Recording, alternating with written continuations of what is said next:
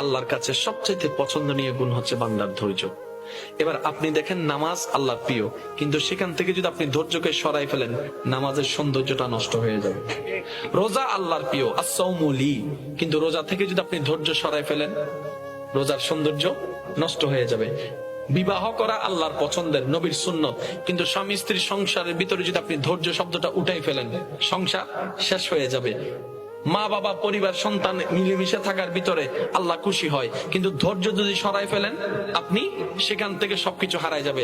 পড়ালেখার মধ্যে সবকিছু আছে, যদি আপনি পড়ালেখার মধ্য থেকে ধৈর্য তুলে ফেলেন, আপনার পড়ালেখা শেষ হয়ে যাবে। তাহলে ধৈর্য শুধু পরকালীন মুক্তির একটা আমলের নাম নয়, বরং দুনিয়ার এই জীবনকে সুন্দর গোছানো করার অন্যতম একটা মাধ্যমের নাম ধৈর্য। যে ধৈর্যের নিয়ামত দিয়ে আল্লাহ পাক থেকে নিয়ামত